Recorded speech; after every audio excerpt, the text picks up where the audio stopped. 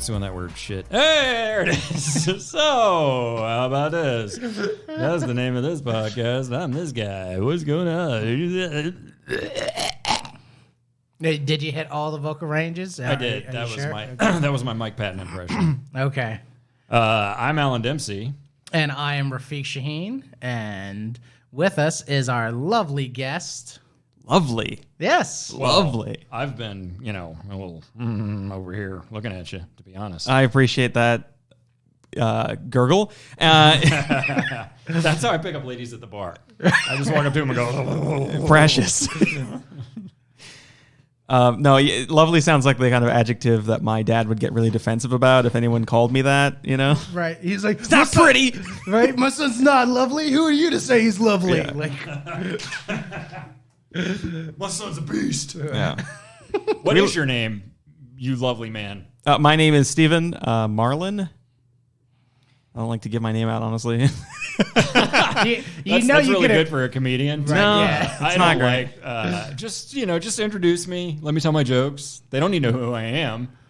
I also like the fact that you could have consciously just given your first name or your last name and just stopped there. But instead you're like, oh no, they're making me say both. So I assume that you edit this. You don't just. Oh no. You saw how much trouble we had turning this on, right? We can't. I don't know what I'm doing over. Hey, we got here. We absolutely. It took a while, but we pulled it off. So this is kind of a return to form. During COVID, I particularly was reluctant to record with others, and last 3 or 4 episodes have just been me and this jackass, and I'm so sorry. It's not been good. And the last couple, we just watched some shitty Sam Furstenberg movies and talked about those. And Excuse me. I'm sorry. Are you not familiar with the classic Breakin' 2 Electric Boogaloo? Okay, all right. Or Revenge of the Ninja? I have not seen them, but I've heard great things. You heard right. And so I actually I have Cyborg Cop pulled up on this computer just in case we all decided to watch Cyborg Cop. What are we doing with the podcast? What are we doing right now? I don't know. We're not watching Cyborg Cop right now. That's what's happening. But sacrifices must be made before we can get to that level. But the thing that you must understand is that Cyborg Cop, there's a real decline. Like, these are fun, and then you get into it's like Cyborg Cop territory, and then it's not fun. It's just bad. It's just wall to wall bad. There's nothing there anymore. So it's like Sharknado, where it's like, okay, I get it. This is pretty funny. And then the second one, you're like, okay, well, maybe the joke is that we didn't need a sequel. And then they're like, let's keep going. Let's just see how long we can do this. Pretty much. It's funny that you said that. I was talking to somebody the other night about Fast and Furious movies. And like they're doing Fast 9 now, and there is a part of me that goes, how much would it blow people's minds if Fast 9 was just about racing? Hilarious. Like no big action stunts flipping off of subs or anything like that. It was just about street racing. Because every it's a documentary. Right? Every moment someone would be like, oh dude, he's turning the corner now. Like some crazy shit's gonna happen. And he just like turns the corner normally. The climax is the guy won. Right? All right, he won the race. Bye. Bye. Guy actually steps into frame. Goodbye. Thanks for coming to the movie. It reminds me of the South Park wrestling coach guy. This isn't real wrestling, right? This isn't real racing. They took my job. I love that. I love the fact that the ending was he got to be the most famous one just because they're like, oh, this is for poor rednecks. Yeah. It's like, they took my job. About the Fast and the Furious. No, that's so true. About the Fast and Furious movies, for whatever reason, I don't know if it's like subliminal messaging, but like me and my friends have all independently said to each other that we want to watch all of them, and none of us have seen. I mean, the ones I'm talking about, none of us have seen any of them. Yeah. We just want to see them, and now there's a marathon coming up that's free if you reserve it up really? Yes, to promote Fate of the Furious. There is a series of events where they will pay your ticket. I love the fact wait. You didn't know that's what it was? No, hold on, back up. Did I just hear that in order to be able to promote the film, they are paying people to watch the film? Is that what I just heard you say? They're paying people to watch all the films. Listen, I'm out of it if Hobbs and Shaw isn't in there, because that's the one. That is one of those franchises that I don't like. It's so not on my radar that I just go like, well, there's like 3 of them, right? Like I can't even, like I can't, my brain doesn't even accept. What has there been, like 9 or some shit? Like I don't even, like, do people make those and watch those? And are there actors in those? Who's making this? Why is this happening? There's a certain genre of movie, maybe not genre, but there's a certain couple of films out there that have this secret magic of like, they just keep on showing up. And you like, did anyone watch any of the others? Right. It's like Tremors 12. And it's like, I'm sorry. But I knew even that, you can like, because that was a real movie with just a bunch of straight to video sequels. Right. But that's what I'm saying is like, there's like, maybe Tremors is not the best example of that, but there are certain film franchises out there where like somebody comes along every couple of years and there's another one and it's like nobody really requested this, nobody really promoted this. For me, the difference is if you're talking about like Puppet Master or Tremors or fucking, I don't know, I'm trying to grasp for another example. There's like the one that's a real movie, Wishmaster. You know, like there's the one that's a real movie. And then there's the just, let's call the next one Wishmaster and try to make some money and put it out in Blockbuster, you know, back when there was a Blockbuster. Now it's like, wait, they're still making these with like the real actors and they're in the theater and there's like 9 of them and they're making more. Like, how is this happening? Right. I don't know one person that's ever seen any of them. It's funny. The older I get, the more I'm convinced there are certain. That's one of those films that flows into my craziness of like, I'm very certain we're rubbing up against another reality where shit just keeps on bleeding through. Because like I'll shop at a store like Aldi's or like Save-A-Lot, and you walk in there and you see a box, and it's the Pop-Tart box. Right? It looks like the box. It's familiar. And then you'll pick it up, and on the front, it'll just say, like, Quasica Farms Toaster Strudels. Organic. Right? And you're like... Organic, grass-fed. Right. Right, exactly. And it's like, why is the toaster strudel grass-fed? Like, what universe is this coming from where it needs to be grass-fed? And, like, as I'm getting older, I'm like, I think we're just rubbing more and more against another universe where that shit exists. Is it Bernstein or Bernstein? Right. Who knows? It's like both of those were real. It's just not in our universe. Listen, I'm still not over this. I gotta double down on this Fast and the Furious thing. Listen, This is why I want to watch Fast and the Furious. It's for the intrigue and the suspense for me. Intrigue?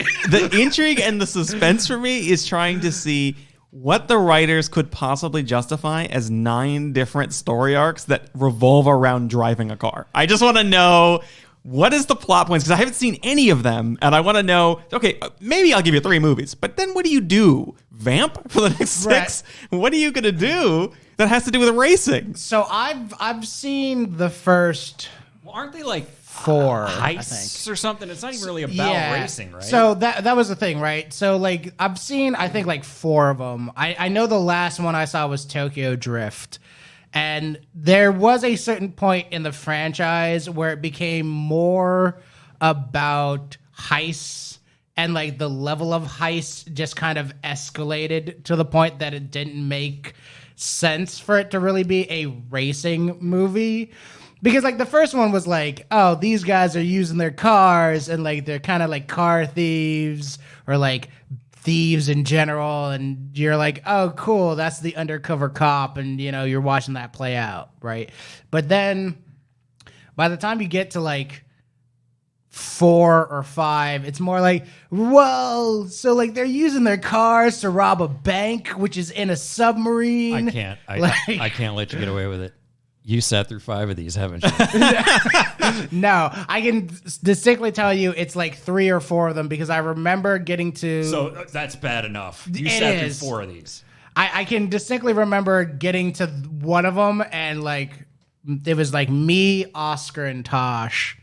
And like, you know what? I'm gonna give you a pass because that's brother time. Yeah, I'm gonna give you a pass because you did it with your brothers. Right, That's and, fine. like we watched them. Oh my God, it was all for the family. Right, It was tied together perfectly. This is like you didn't want to do the mob hit, but Fredo needed you to. And, right.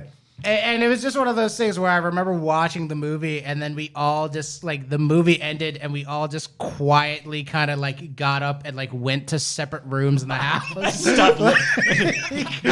couldn't look each other in the eye for the rest of the night. Like you just put grandma in the grave, and Yeah. you don't need to say anything. Let's just walk away. It's like, and it wasn't like any real conversation either. It wasn't like we got up and we're like, boy, that movie was terrible. It was just one of those like quiet, like, well, I'm gonna go to bed now, and then like, let's never speak of this.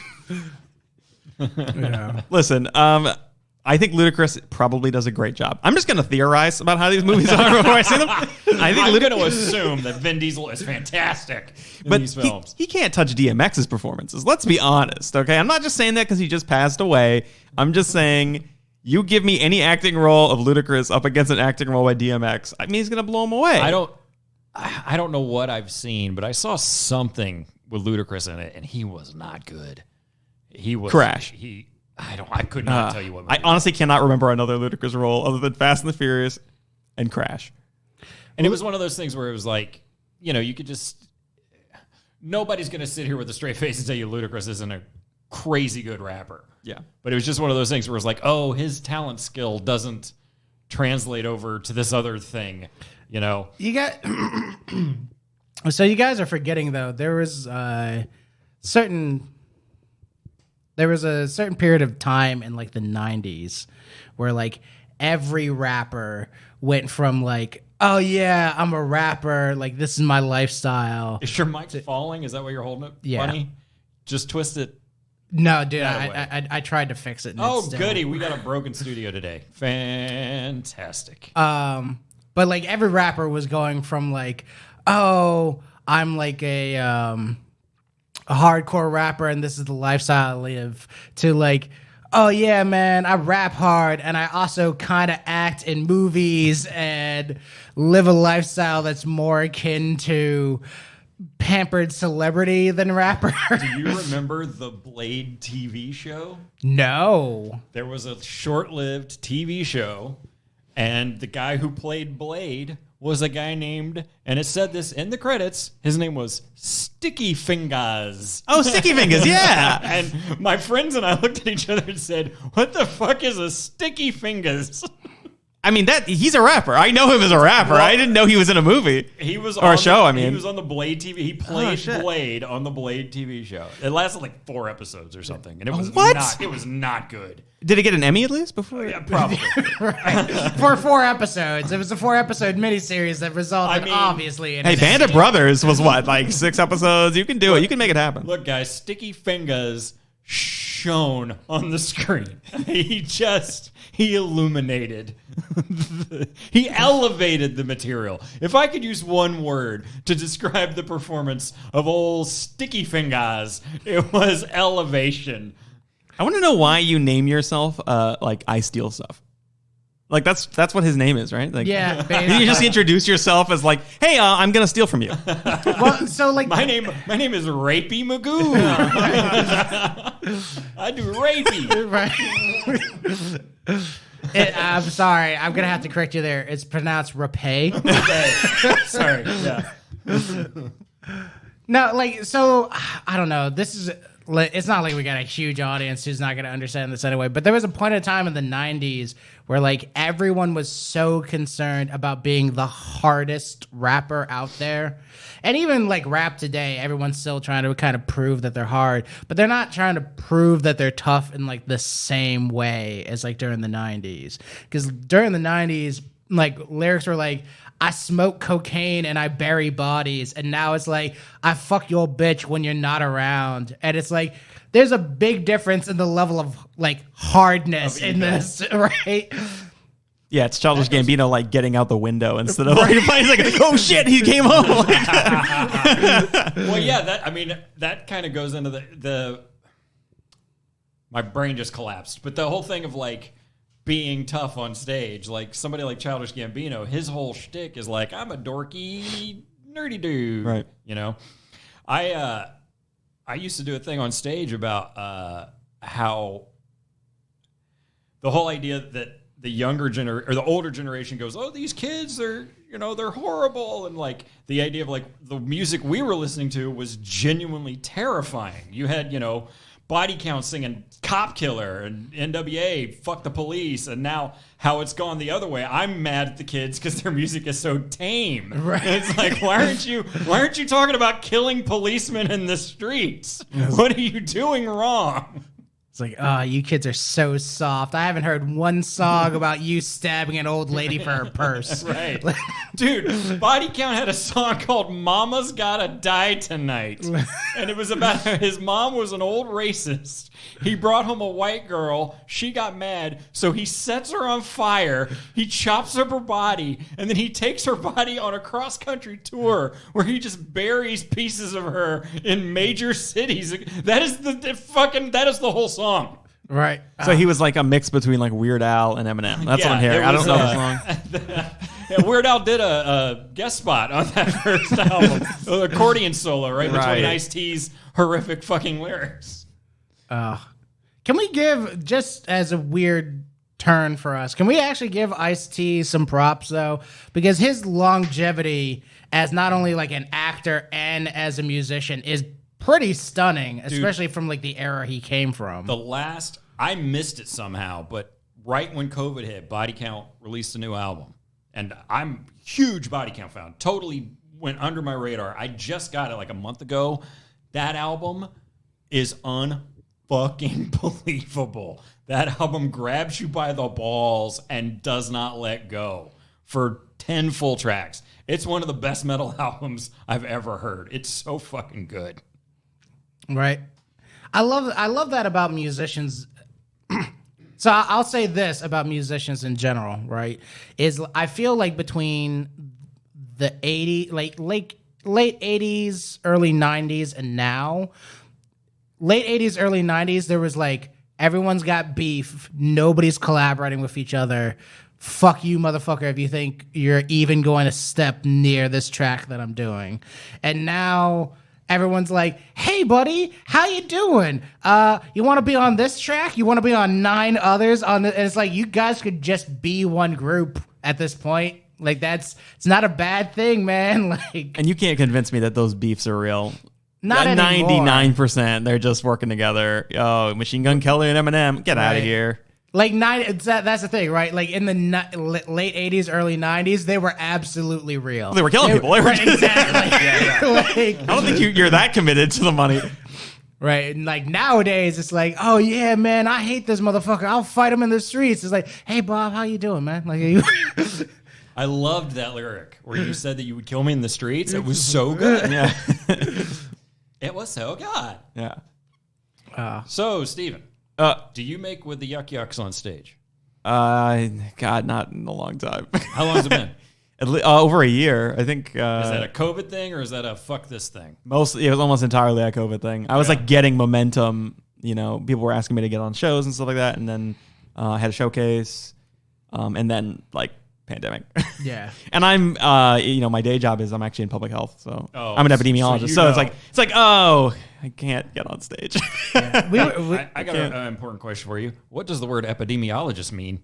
Because I don't know what that is. Oh, they work with the spread of diseases. So people who work with, We were actually just talking about this before we got in here, but like, so out of the 3 of us, right, you and I are still performing. Alan's been taking a break. Yeah, it's a 5-year break. And for you and I, we haven't been getting up on stage as much in comparison to like some of our other compatriots. And like, there's a real like sense of FOMO going on of like, are we missing out because we're not getting on stage? Are we not getting opportunities, because we're not performing? But there's also like, because we both work in a similar field of being like, yeah, but we're seeing the day-to-day numbers on this thing. And like, for me personally, every time I go out, I feel like I'm, like you said, collaborating with this sense of like spreading this to other people. Because like even if people aren't coming out to see me in particular, they go, oh, yucks are to be had in this vicinity. Let's gather together. And it's like, oh, I don't want to be a part of that. Like, Has it stopped you though?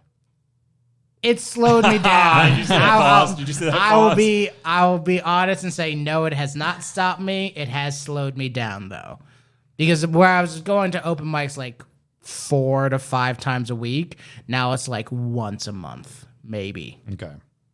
Right, and I miss a lot of the just like hanging out too. Right. It was like the human contact, the stuff that everybody misses. And then for us, it's also like if you wanted to be a painter, and then everyone goes into lockdown, you can keep painting. Like you can share your paintings.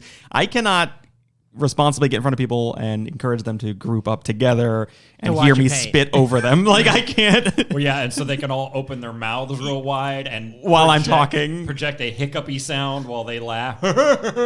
I mean, you guys saw shit. I'm blanking out now. Was it Jamie Foxx passed out on stage from COVID? Yeah. Oh, Yeah, he just completely went over. His producer runs on stage and grabs him before he hits the ground. Shit. Insane, because he saw him like wobbling. He started to not make sense. He had COVID pretty bad, I guess, for a little bit. And like, and that's the thing is like there's part of me that goes, that's irresponsible. I get the need to perform and to keep your living going, especially if that's your primary form of making your living. But there's something that's irresponsible to me on both halves of that. Of like, hey man, if you're sick, stay the fuck home. So like, It was D.L. Hughley, and I'm a bad person. It's D.L. Hughley. But I'm pretty sure. I thought it was Jamie Foxx. Is it Jamie Foxx? Let me Google it. So many jokes I'm not allowed to say. No, go for it. Go for it. No. This is the best room. Out of the 3 people in this room, I am not allowed to make those jokes. I accept that. I'm okay with it. But like, it's one of those things of like, either way, like, there's something irresponsible about it because it's like, dude, if you're sick, just stay the fuck home. Like, nobody needs to be exposed to you, and nobody should be exposing other people to potentially get sick for no fucking reason. And that was the thing that struck me the most about this pandemic is like all these people who were losing their minds in lockdown, going like, oh, I don't know how I'm going to be able to survive. It's like, dude, have you never spent time with yourself? Like, do you just not like being around yourself for that long? Dude, like, I'm kind of surprised to hear you, of all people, say that because you can't stand being alone by yourself. I can't. That's the thing. I can't stand. It's funny that you say that because I think yesterday is the best example of what the real problem is. It's not about being by myself. I can be by myself. What I can't do is I can't be by myself doing nothing. Bored. You can't be bored. Right? Like, I have to be working towards something. Like, yesterday was the first day in forever that I woke up and I had no projects to do. I wasn't working on anything. I wasn't trying to write tweets. I wasn't trying to do nothing in particular. And I was losing my motherfucking mind. Your Honor. I just put my hand up and said, Your Honor. So I'm in school and court. What you're describing is somebody who doesn't want to be alone with his own fucking thoughts. Right. Because, even if you're physically alone, you're still like, I must be inputting or outputting or Right. But that's the thing is I like to all those people who couldn't find an input or an output, like that to me, I go like, okay, if you can't be unsocial, right? You need other people to input into you in order for you to process that. Right. Sorry.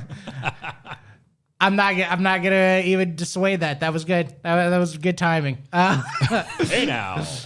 But like that to me, that's the thing is like. Even with yesterday, like I spent 2/3 of yesterday doing nothing, and then eventually I was like towards the end of the night, I was like, okay, I can do X, Y, and Z, and I can move on with my day, right? But like, if you need another person to input into you in order to generate anything, I go, that seems like a fucking problem. Maybe. I can see. I mean, I know there are definitely.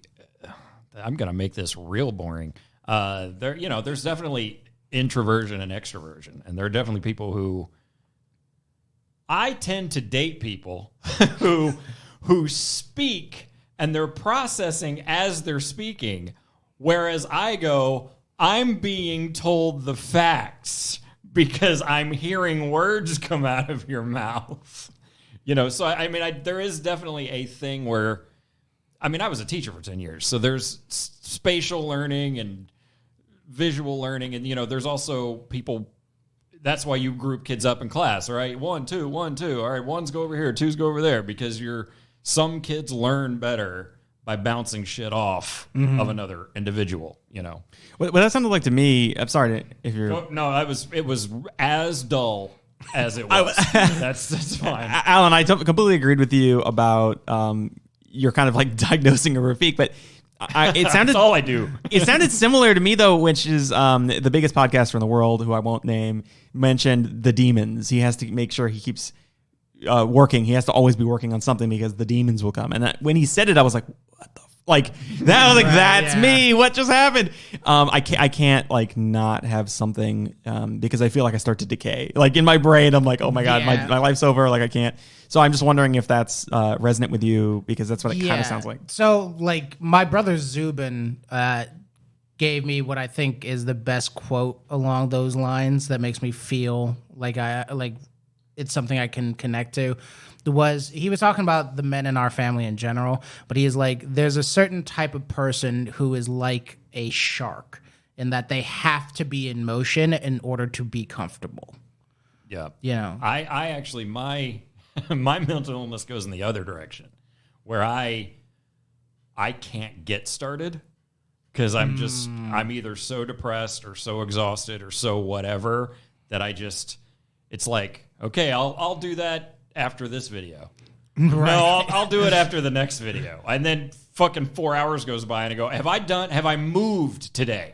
Have I gotten off of the couch? Right.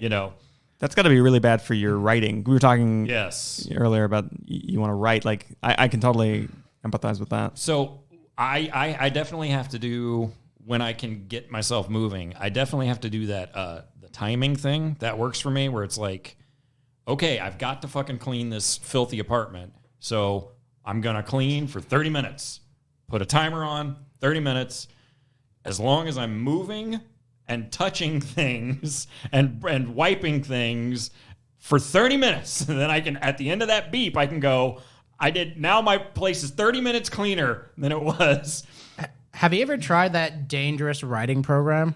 No. It's a very interesting concept. It actually, I was using it for a while I was working at the casino in order to write jokes. But what it is it's a program that is movement sensitive as far as writing is concerned. So, you set a timer where you go, I'm going to write for 15 minutes. Yeah, that's what I have to do. Right? So you say, I'm going to write for 15 minutes. You start the timer. It tracks you putting words onto the paper.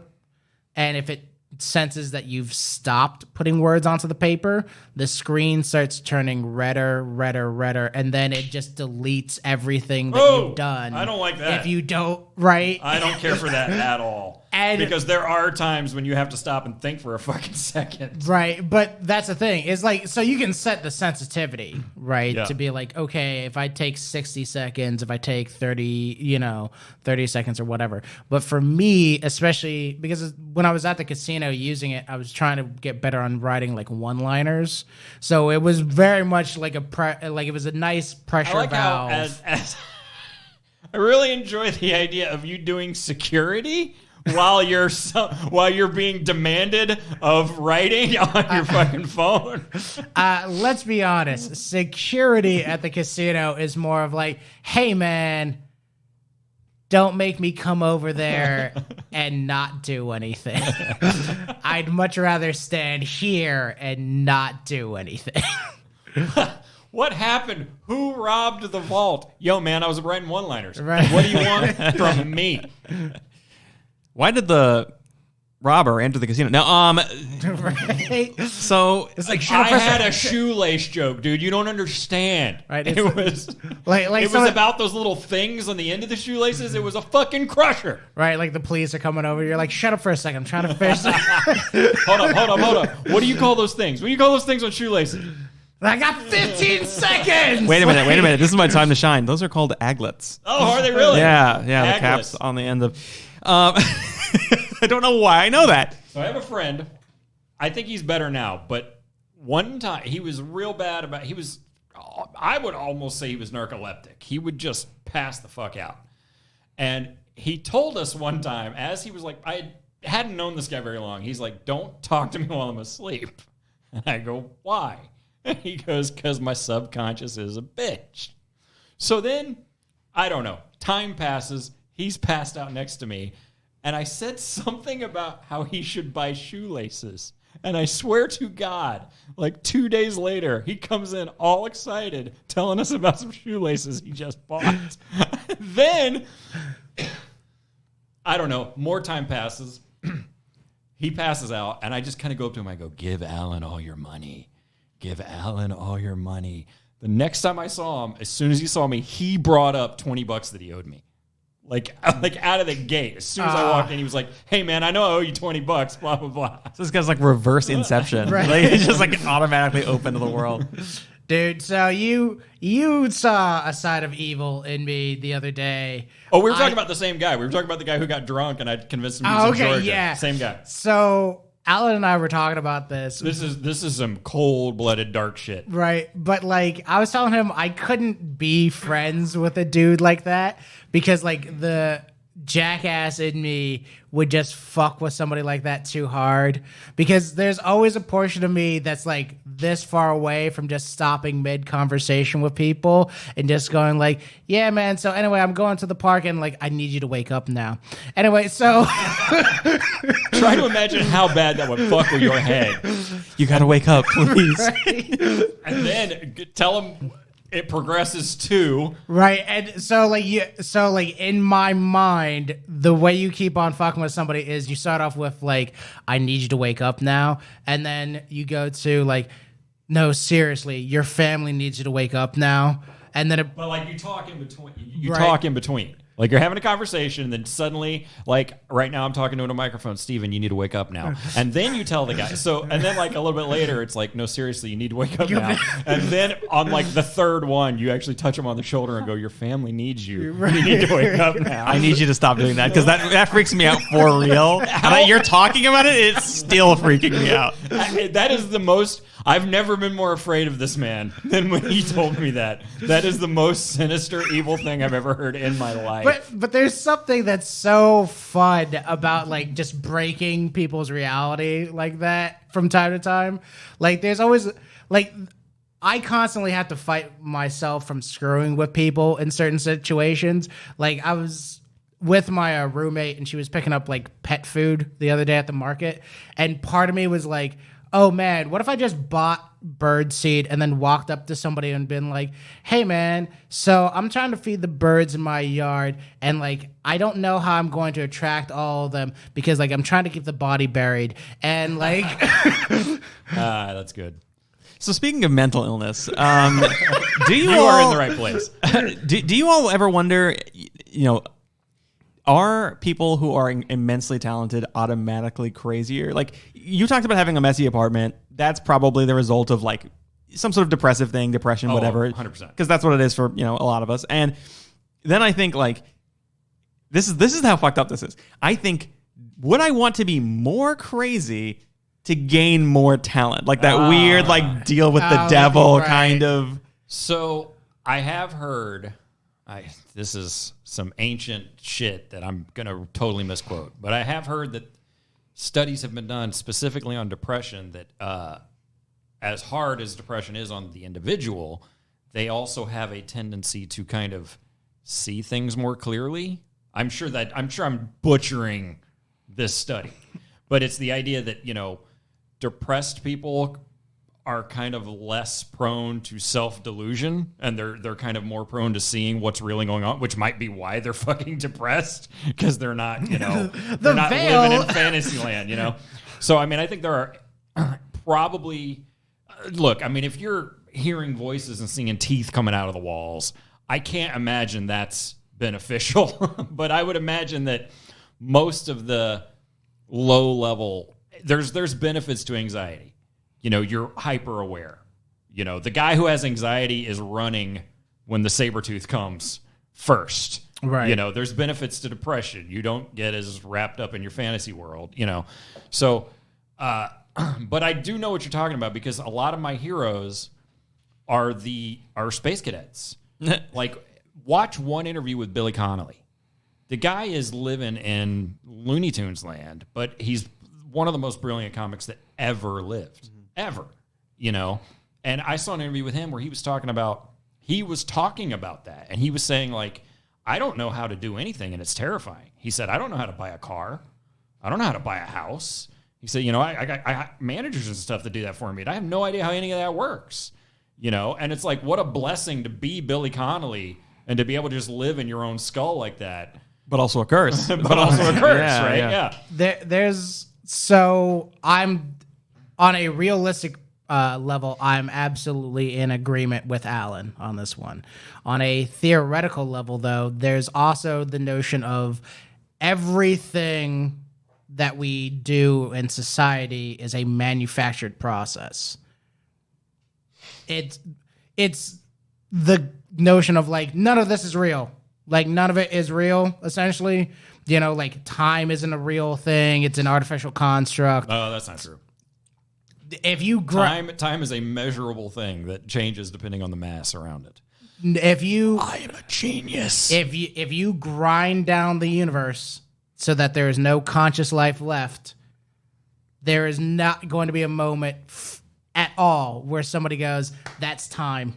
Thanos did nothing wrong. Well, you say the same thing about gravity. You say the same thing about sunshine. Yeah, but that's what I'm saying is both of those concepts, they're measurable to us because we make a distinction between point A and point B, when in reality, the thing itself, there's no notice of itself. This is very Oscar Wilde of you. Oscar Wilde. No, seriously, Oscar Wilde had this whole thing about how the writers at the time were writing about all the fogginess on London Bridge. And now everyone notices the fogginess on London Bridge. But before the writers romanticized that, nobody was thinking about it. They were just walking down London Bridge. Right. And that's, I guess to me, that's one of the things about, like, when we talk about insanity and, like, talent and stuff like that, is, like, there is a distinct disconnect between people who can notice the world around them. And I feel, especially with comedians, a lot of it is, like, comedians have that ability to observe a thing and detract themselves to the truth of what that thing is. Like, when someone makes a joke about Asian drivers or whatever, be it like for or against them, they are speaking to their truth of that situation. But there's also the issue of, like, there's no realistic difference between someone who's Asian and someone who's Caucasian driving. No, I think they're speaking towards the fact that they're a hack, because that's the oldest joke. but I was thinking the same thing the whole time. But to be real, I agree with you. What they're doing is they're removing themselves from the inappropriateness of saying that, to pointing it out. We all might think it, whatever the joke is. We all might think this right under the surface, but we know we have these social mores that don't let you say it. So when the comedian is able to remove himself, he's able to notice those things that other people don't notice. And then when you say that and bring it up, everyone's like, "Oh my God, he said it! He said the thing!" Right. And so, I would. Taking it out of any kind of controversial. Go ahead. I was trying not to. No, I've been staring at it. His coffee. This poor guy's coffee has been on the other table the whole time we've been recording. Still a better love story than Twilight. All right, sorry. But, removing yourself from any controversial. I mean, to me, the Brian Regan's I Walked on the Moon, that special, where he does a 3-4 minute bit about Pop-Tarts that is fucking hilarious. And he talks about, I'm going to do Regan material here, but he's like, there's like 4 instructions on the phone back. Right. How can there be 4 instructions? Yes. Shouldn't it just say toast the Pop-Tart? I saw a. Are you still reading this? Yes. Are you still reading this? Yes. I saw a meme the other day where like it shows like kind of the sassiness of it. Like it's a bottle of like body wash, and it's like directions for use, and it's like step 1: if you don't know how to use our product, find someone you really like and invite them into the shower to show you. and like the joke was like, I've never read something so sassy or so condescending and so sexy at the same time. But like part of me goes like, it is very weird that someone would go, here's your body wash, and then someone takes a look at it and goes, well, how do I use it? Yeah. And it's like, what do you mean, how do I use it? And it's like, well, I know I'm supposed to wash my body with it, but how do I body wash with it? It's like... That combination of words, I just can't put body, but do you wash your body? I don't understand. You know, that actually kind of happened with me because growing up, and maybe the same for you, Rafiq, we use washcloths. White people, Right. A lot of white people don't use washcloths. It's something I learned when I got to be like 30. But I bought a loofah because I was like, I want something with more abrasion, and I had it in the shower. I'm like, all right, I got the loofah. Task is completed. And I was just staring at it. I was like, what do I now do? How does one loofah? You need to go to Google. How does one loofah? Cool videos about it. I will admit that, like, as I'm getting older, I have been Googling more simple shit than I thought I would have in my life. Like, I think that's a sign of maturity, because here's for me, it's words. I actually make my living as a writer now, finally, at 42 years old. But the number of articles, I write 3,400 words a day is my target. That's a lot of fucking words when you're really doing it. The number of times I start like writing a word and going, do I really know what that word means? You know, like I start going, wait a minute, does that word mean what the fuck I think it means? And then you have to go look it up. No, it's not like car. It's usually a, good 4 or 5 syllable word, but I'm like, does illuminate, but does illuminate mean what I think it means? The worst is when you say it in like a roast. Like you'll say it in like a work email or something, and then you go, wait, you already sent the email. You're like, wait a minute, let me just triple check, because I put some shade on that email. I think the first time that really happened to me, I mean, this was years ago, but I was using the word virtual, not like virtual reality, but like virtually every time. And my whole life, I thought virtually basically meant literally. And then one day I was using it. I don't know if I said it or wrote it, and I went, wait a minute. If virtual reality does virtually mean what I think it means? And I had to go look it up. So we went out to dinner one night with your girlfriend at the time, and I guess you would call her my girlfriend at the time. But I say this for a reason, right? Is because like I had always heard that the expression was that it's a monkier of things. Right? I don't know what you're talking about. Let me finish, right? Like I had always been told, like, and the word monkier was supposed to mean like it's iconic of a thing, right? Turns out it's pronounced moniker. Awesome. I don't remember this at all. Right. And so the girl I was with at the time at dinner goes, it's moniker, you moron. And like the thing that set me back was like, not only was that super rude, it wasn't like, hey, you couldn't have told me that like calmly, but it was also one of those, it was the girl who was into Scientology. Yeah. Okay. Remember, like she got super pissed off. We went out to an escape room. We all had a good time.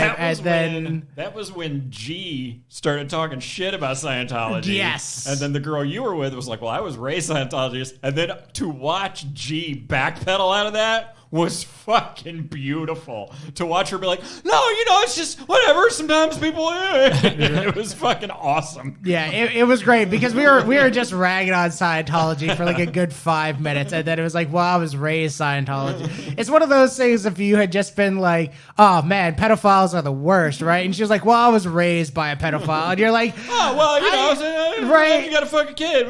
That's a perfect analogy because I think a lot of people who come out of Scientology hate it more than anyone else. She was. I mean, don't get me wrong. She's a very sweet person, but it is one of those things where, like, when it comes to Scientology, she goes like, "Well, there are a lot of really nice people in Scientology," and it's like, yeah, I'm sure there were a lot of really nice people who worked for Pol Pot, but like that doesn't. Wow, Pol Pot! You could have chosen so many dictators. I respect you more for Pol Pot. No one knows Pol Pot. Yeah, everyone just goes for the Hitler, the easy Stalin, Hitler, Mussolini. No. Not for Rafiq. He's going for Pol Pot. He didn't even say Mao. I'm honestly, it sounds like I'm making a bit, but I'm like really actually impressed. Holiday in Cambodia. So we are at about 45-ish minutes. Steven, I'm gonna pass something over to you. Oh, Jesus. Now, if there are any people out there who have listened to this show for a while, big F. They're probably getting a little excited now because they haven't heard us do this in a while. So I'm going to just, I'm not even really going to say anything. I'm just going to put it in your hands and I'm going to just let you react into the microphone as to what you're... He didn't even, by the way, he didn't even read it. He just glanced at it and already he looks exhausted. Please, Stephen. Tell us what you see. So I just read it? So I just read it. Whatever your heart is. Ed, in quotes, the machine, I'm going to have to guess Regine. Probably. Tells 100 of the funniest jokes he's ever heard. What is that? What is that? What is that, Stephen? Go ahead, get in there. I think I broke that case. Get in there and is he reading a joke book and he just thinks... Pretty much. Oh, okay. Oh, is it all fucked up? Do you have like a recording of that? You should have it as drops, right? Oh, do we? Oh no, it's signed.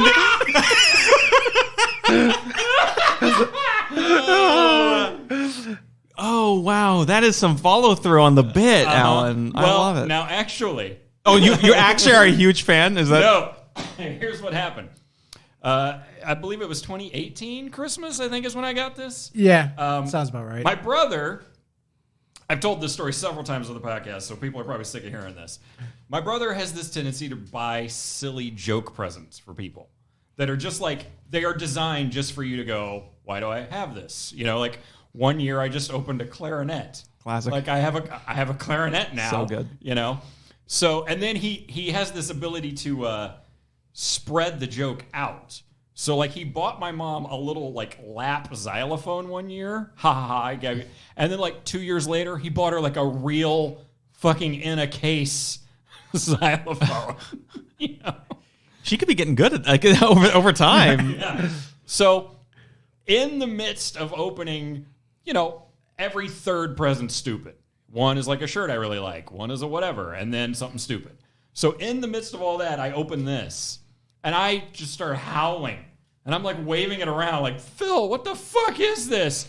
And that's when my sister-in-law goes, oh, we saw him on a cruise ship. I thought you might like that. Oh, no. It was a real gift. It's a real gift that she got signed for me. Oh, that's so sweet and so sad. And I've been making fun of her on a podcast ever since. Hilarious. Well, then it was a great gift. Right? It kind of goes... It has been the gift that keeps on giving. I don't know about that. Well, it keeps on taking, but So real quick, a lot of people know this. All these track titles on the back, yeah. they're all out of order. Oh, hell yeah. Let me Not go. one of them. Let me do this. I think maybe 10% of them are actually like 25 is 25 and 30 is 30. But most of them are just slapped on there. We had hit a nice... Whoa. I need way more time with this. I'm sorry. Okay, good. We had hit a nice long streak where they were actually in order. There was like 4 in a row that were actually in order. But no, so like the last couple of times before the pandemic where we got people, it was actually the tracks had been in order. And it was one of those weird things where like for a moment, we had talked about this where we were like, oh, did you just record these onto the computer wrong? And that's the reason why they were out of order. And then like the last guest before the pandemic, basically like they went straight back into out of order. Yeah, and it's like, oh it's a real no. Like So, this, Stephen, you were saying you needed more time. If you're not using these as drops, you are missing. I mean, you got to chop these up. Oh, would that be a copyright thing? Maybe. Listen, we've been playing these, so if there is a copyright infringement, who cares? So you have them. I want to at least hear one. We're going to hear yeah. some. Can I request Flatten Daddy, or is that? Are we? The problem is not whether you can request it; it's whether I can fucking find it. Oh, because if it's 34 on there, it's not going to be 34 on here. That is an excellent point. You just said that. I will say this: when we had Donnie on, he gave us what I hope is going to be our second real piece of merch. Is we want to get together and record 100 of the funniest jokes we've ever heard in response to these 6th grade jokes. Hell yeah! It's a diss track. It's like yeah, it's a clapback. No joke. Every so often, when one of these, when we're playing them, I will go, I know this joke. I used to tell this joke to my friends in like the 4th grade. And that's not an exaggeration. Like, I heard that joke in the 4th grade, thought it was hilarious in the 4th grade, and told it to my friends. I think you should rank them. I think that's really the Oh, my God. I don't have the energy, dude. Here's the thing. We've listened to 43 of them. We're going to play track 44. So we've been listening to these in order with guests. Oh, hell yeah. We're going to hear number 44 at the same time you are. I'm honored. Okay, let's do it. I got to make sure I got my sound on and everything. Oh, I do. I should. So I don't know if the mic picked up any of that because this is a real studio. I see the excitement in your face, and I'm just going to tell you now you're wrong. Do you want to take it back? Just do you want to check your track? It should be good. All right. So this is track 44. Sorry for grinding. What is 44? What isn't 44? On the case, 44 is Boss Falls Asleep. So this is going to be about a boss. Oh, and there has been at least one track that wasn't fully recorded. About halfway through the track, it just dropped audio. That makes me happier. So this one is only 18 seconds long. It may not actually be the full joke. It's like a pocket dial. This is a joke about a boss falling asleep. A young son walks by his parents' bedroom and sees them having sex. Next morning, he asks his mom, what were they doing? And she said, well, that's how you get babies. And the son said, well, you know what? Mom, last week I saw you put Daddy's ding-a-ling in your mouth. What do you get then? Mom says, jewelry. Ah! Oh, got him. Three girls go out on How the... about the fact that he fucking tripped over that 18-second joke and didn't do another take? Did anyone else catch that? We got it. I'm not paying for more studio time. You don't understand. Ed's a one-take wonder. He was recording these on the cruise ship. Guys, come on. Let's point this out because we do every time. You'll notice on the front he glued his own parental advisory sticker. Now, did you notice on that track he said ding-a-ling? Yes. He never uses swears the right way. He'll be like, this guy in a fucking car, but then he doesn't say they were fucking. He says like they were making love. Well, he does it in every joke. That would be obscene. I mean, I do like the fact that the audio was pumping directly into my headphones. I wish we knew how to do that in the real world. All right, here we go. Here's 45. What isn't track 45, Stephen? This is Girls' Night Out. Three girls go out on the town. Hey! They have a little too much to drink and decide to walk home from the corner pub. They cut through a cemetery, and then they all have to pee. The first girl pees, wipes herself with her panties. The second girl wipes herself with her panties and puts them in her purse. The third girl, whose panties were really expensive, didn't want to use them. She grabbed a ribbon from a headstone which was close by. When she got home, she forgot about the ribbon and passed out. Her husband saw it, picked it up, and read it, and it said, "We'll never forget you for all the wonderful times. We all miss you here at the firehouse." That's not Did even... he even say that they were in a graveyard? Did I miss that part? No, he said that. But also, I'd like to point out that that's not even really a joke. Like, that's more of a statement of events that occur. It was like the longest setup for just a complete fizzle. Right, yeah. Welcome to Ed. Like, it... See, that sound right there is the appropriate reaction to an It's Ed been joke. over a year since we listened to this piece of shit, and I'm angry right now. I kind of want to do this. Makes me kind of want to do like almost an Aristocrats bit, but only for comics. If you had a crowd of just comics, you could do something like the Aristocrats, where you keep doing a setup that you think is going to have a certain punchline, and then just keep going. Just Keep going. Like a Norm Macdonald kind of thing. See, again, what I want to do is once we get through Ed, I want every guest who comes on after that. It's like, all right, you've just listened to Ed. Give us one joke to put on the 100 funniest jokes you've ever good. heard. Did we say that on mic? Because that's great. We could do the 100 funniest. So how about this? I don't have a title. Why am I talking? I thought you were going to say to make a better joke with just the title of one of these. We've done that. We haven't Okay. done it. Well, let's try. Because we did make one up one time, and it went nowhere. It was really sad. But what we did come up with was better than anything Ed had said. So here's what's going to happen. Steven, you're going to pick one. Rafik, you're going to start the joke, and then we're going to see if we can make something funny out of it. Let's give it a shot. I got to go back to Flatten Daddy. Did we? Have you guys heard Flatten Daddy? Flatten? As in just press down. Daddy, like a. I don't know if I've heard it. Okay. Because my brain won't retain any of this. My brain's going in a million directions. So let me Right, reflect. yeah. Why don't you start? Why don't you start Flatten Daddy, and we'll see if we can turn it into a joke.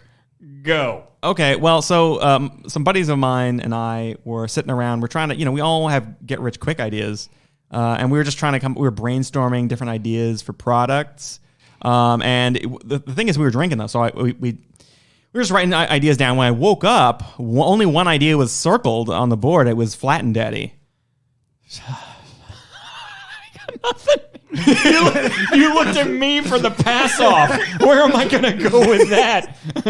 Rafik, save me. So I'm looking at Flatten Daddy, Flatten Daddy, Flatten Daddy, and I can't figure out what this means. So I asked my friend Bob, and he goes, well, you know how we found that blow-up doll the other day, right? Well, we were thinking about making one for rich, bratty subs, right? And so we came up with Flatten Daddy after Bill. Flatten is fucking. There was a fat guy, and he wanted to fuck the fat guy, but it was too much fat, so he wanted to flatten. He wanted to flatten Daddy. And this is why you're not in an improv group. Get it? Did you guys get it? I guess we know why Ed was able to put together 100 of the funniest jokes. Rim shot right here. I know why I started the joke like that, because there's these products. I don't know if you've seen them in Dollar Generals, Dollar Trees, called Scrub Daddies. Have you seen them? Oh, I actually saw that on Shark Tank. Scrub Daddy. And now there's a Scrub Mommy, which is a soft version. The Scrub Daddy is the abrasive.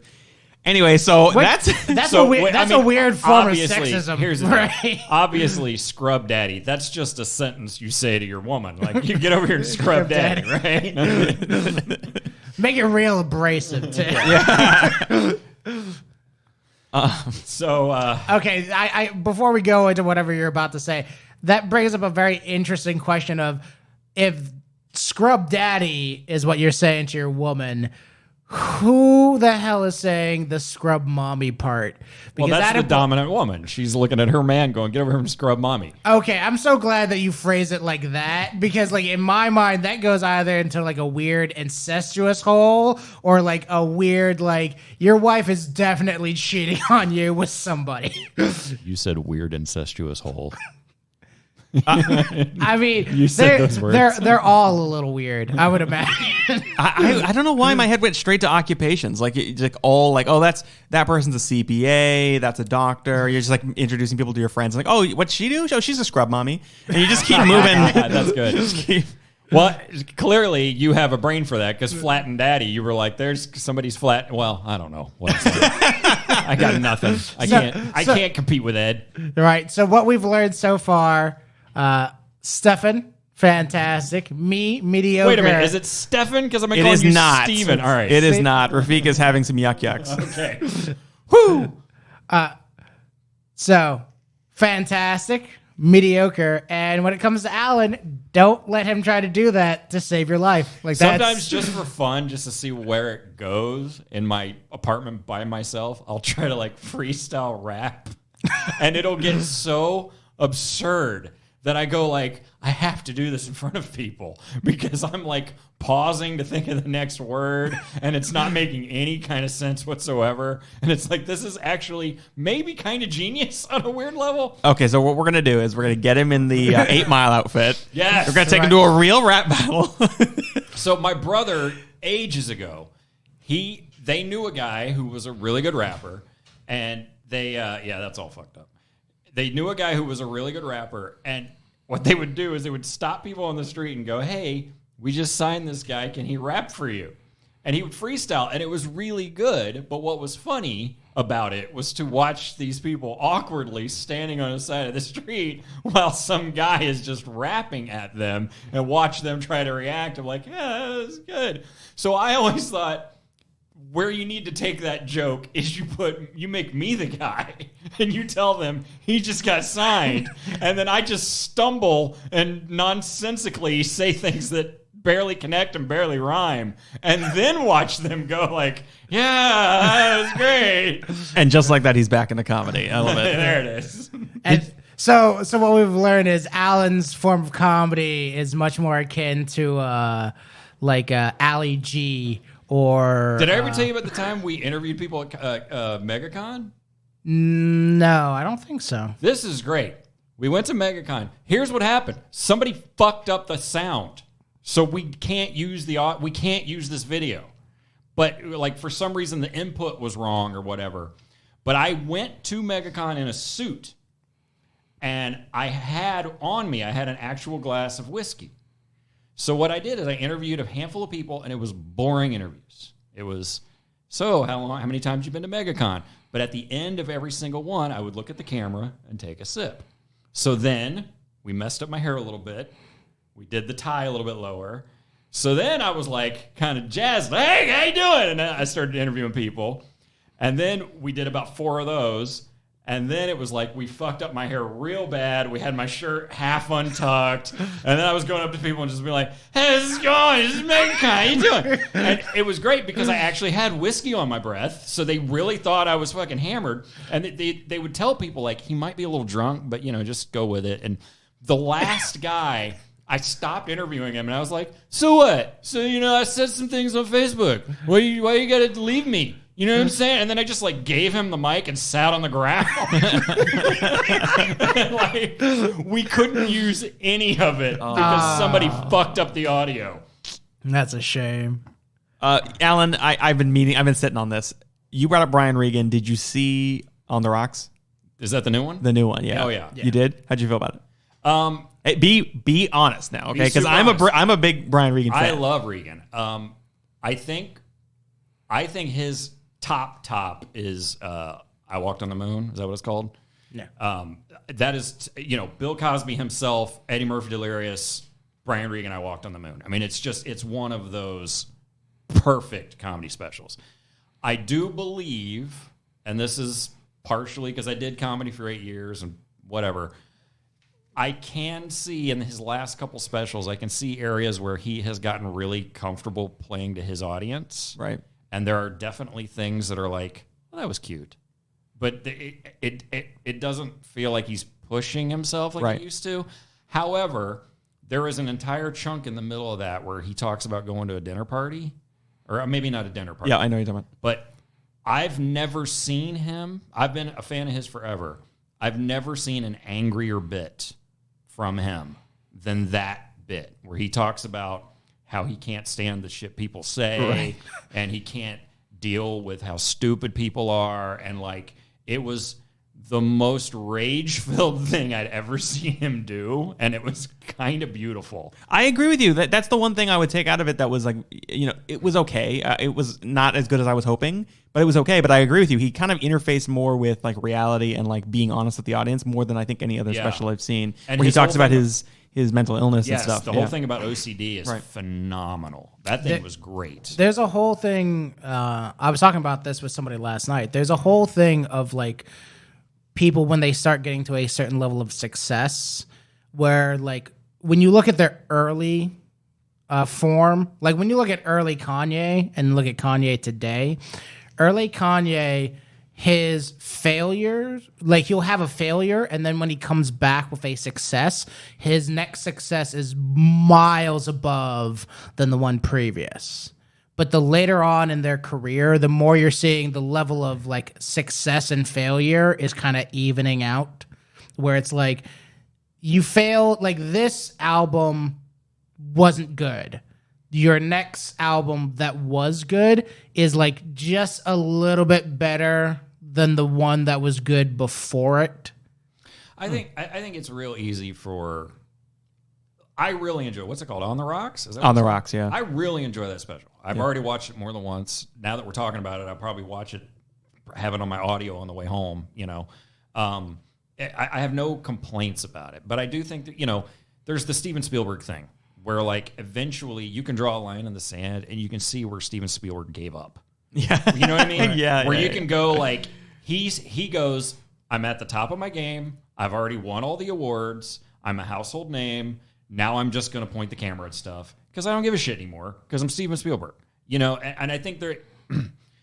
I'm not saying that's happening to Regan. I'm just saying that there are times in his more recent material where you can see, oh, that was cute. Well, you two saw Talking Funny, right? So Seinfeld, I think, addresses this directly, where he says, it's not that I couldn't come up with new jokes, and then later on in the years he does. But at this point in his career, he was saying, it's not that I couldn't come up with new jokes or whatever, it's that people were paying to see my bit. That's why I keep doing the same jokes. Like, people are coming to see Seinfeld's act. This is my act. It's if I change it, then the audience didn't come here for that product, and so I can kind of understand that. It's that Patton Oswalt thing where he's talking about that Vegas show where he's like, people didn't want me to do jokes; they just wanted to be like, he's the dude from King of Queens. Yeah. And he was in Ratatouille. I mean, at the end of the day, Regan is still coming up with a new hour every couple years. That ain't nothing. Yeah, But also, I think people love Regan and they just love watching him talk. So sometimes he can kind of get away with something that's not gut-busting hilarious. But at the same time, he did dig a little deeper in this last special. He did talk about his OCD. He did talk about his social anxiety. Right. So we had talked about something similar, but like slightly different. So I was telling Alan about the show Invincible on Amazon, right? And he was telling me that he doesn't really like Robert Kirkman stuff because Robert Kirkman has gotten to the point where he's developed his set of tricks. Yeah. Right. If you're a big comic dork like I am, Kirkman got big fast. Now, I haven't read anything new by Kirkman in probably 10 years. But everything I had ever read by Kirkman, I saw these same tricks that he was repeating over and over. And I'm not even shitting on the tricks. They're good tricks. But I also kind of got the impression that this was a guy who had a bag of tricks. They worked early in his career, and he got big real fast. So he had no reason to push himself and get beyond that easy bag of tricks that he had. Right. And so like a parallel experience in comedy is when you watch a Jim Gaffigan special and like he does his white people tag voice for something. And it's like, so in juxtaposition between what you were saying about, pushing himself and like rising to a new level not that, what you were saying as far as the product people are coming for, because people who go to see Jim Gaffigan are going there because he does do the white people tag voice for like bits. Does he still do it throughout his set like he used to? Because I feel like I don't watch him very much. I've never really enjoyed his stand-up, but I think like the last one I tried to watch, he started with that a little bit just to kind of shut the audience up, and then I think he eventually dropped it. I'm trying to remember the last one of his that I saw. I think it may have been Cinco. I'm not sure, but there is like there. I wouldn't say from what I can remember that he does it throughout the whole thing, but I think he does do it several times. Well, it's like the I'm never going to remember his name. I want to say, is it Witherspoon? The guy who was Oh yeah. I know John John Pops. Yeah. He would come out on stage, and the first thing he would do is all 5 of his catchphrases. He'd come right out and say, "Pour some water on the damn shit." And then he'd do the one from, you ever get them when they would do the flip-flop in your face? He would do all 5 right out of the gate, and then he would say, all right, now we've done those, now let me do my act. Yeah. You know? Right. It was like, yeah, that's the way you have to do it. Because if you don't, people are going to scream, pour water on the damn shit the whole time. You know? I will say, it's such a shame that Pops died, but like one of the things that I learned from him that I loved the most was like when he came to the Improv a couple years ago, and like I got to hang out with him and, you know, Sloan and all the other guys, and like watching Pops sell merch was like a masterclass in selling merch, because you know how people come up after show and they want part of that experience, right? So like people would come up and they'd start taking their phones out, and Pops would just go like, no, right? If you want a photo with me, come up in line, right? And we'll take a Polaroid together. And then he had one of his guys, they'd take a Polaroid, hand it to them, Pops would sign it, and then charge him $25. And it's after he already did it. Right? And then it's like... That's kind of cold. Right? But it's also like, that's genius. Because not only is the person getting something physical out of their thing, they're going to get a better quality product, and he's making money off of something that people are going to try to do for free anyway.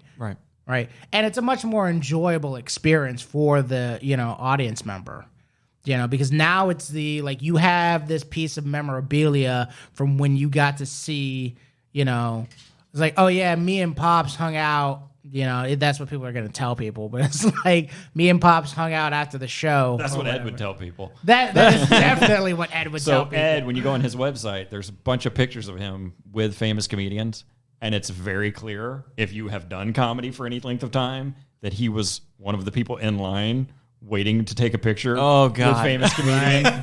But then he puts them on his website like, hey, I'm hanging out with Harlan Williams, or, you know, whoever. Speaking of which, we should probably play another. Do we want to play another Ed joke? I mean, we're past an hour. I mean, we can end it. We can end it all. We can end it all now. I mean, let's go. This one will not be about a costume party. This is track 46. It will not be about a costume party. This guy is throwing a party, and he tells everybody that they must come as an emotion. So the guests start arriving, and the doorbell rings, and the guy opens the door, and there's a guy all dressed. I never interrupt Ed jokes, but can we just say how completely he failed to set up for this joke? They must come as an emotion. What do those words mean? And I'm sorry. I think this is the first time I've ever stopped an Ed joke. But God damn it. He can't even get the fucking setup right. Come as an God damn it. I wait, before you play again, I also love the fact of, like, especially since the track is called about a costume party, there's no implication that this is a costume party. No, you just come as an emotion. As an emotion. He didn't use the word costume. Right. For God's sake. All right. Dressed in green. And he says, well, what are you? He says, I'm green with envy. Great, come on in. Doorbell rings again. He goes answer it, and the guy's all in pink. And he said, what are you? He said, I'm tickled pink. He said, great, come on in. Doorbell rings again. Guy's standing there. He's got his dick in a bowl of pudding. And the guy said, what are you doing? He said, I'm fucking disgusted. Is pudding disgusting? I was about to say, yeah, what does like disgusted have to do with it? Okay. All right. I had hope for that one. I was like, oh, dick in the pudding. All right, here we go. Let's fix this joke. First of all, you should probably say the word costume. at some point. Second of all, his dick should have been in something disgusting, right? Like, Right.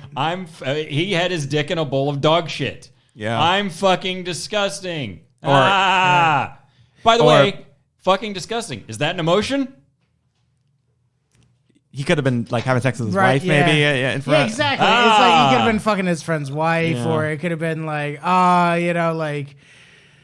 he has. I don't know. I know. I'm just so. He sucks all the joy right out of the room every time. I think this was probably. I regret asking for another one. Like that's. Well, here's the problem. We would have had to listen to that one anyway. We haven't skipped any of them. So at some point, it's kind of the Band-Aid thing.